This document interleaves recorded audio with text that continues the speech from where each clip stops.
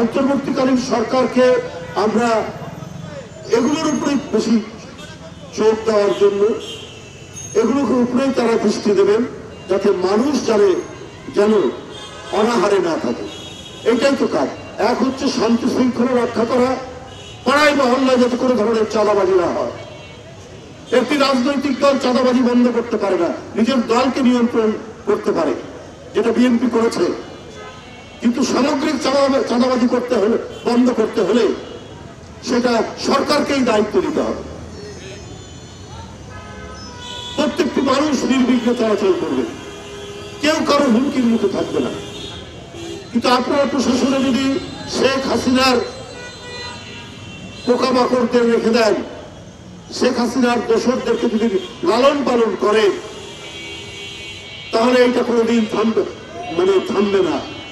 অনাচার সমাজে হবে, সমাজের মধ্যে নানা ধরনের দুষ্ট খাপ তৈরি হবে। আপনি নারায়ণগঞ্জের যে এসপি, যার নির্দেশে গুলিতে যুবদলের শাওন মারা গেছে, যে সিএনজি চালক ছিল, আপনি সেই এসপি কে যদি ঢাকার ডিসি হেডকোয়ার্টার বানান, তাহলে আপনি সমাজ থেকে কিভাবে চাঁদাবাজি বন্ধ করবেন, কিভাবে খুনাখুনি বন্ধ করবেন, কিভাবে হানাহানি বন্ধ করবেন? আমি অন্তর্বর্তীকালীন সরকার, আপনাদের সুফি হওয়ার দরকার নেই, আপনাদের সাধক হওয়ার দরকার নেই। আপনারা দেখুন কি অন্যায় করেছে, তাকে গ্রেপ্তার করুন, তাকে থানায় দিন, আইনের কাছে সুপর্দ করুন, আপনার পুলিশকে তাই বলুন।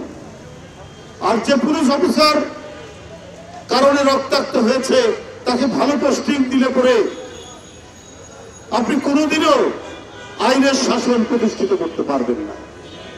যার নির্দেশে বিরোধী দলের একজন নেতা, যুবদল নেতা, যে সিএনজি চালাতো, একজন শ্রমিক, সে হত্যা হয়ে গেল, আপনি সেই পুলিশ অফিসারকে যদি ঢাকায় নিয়ে এসে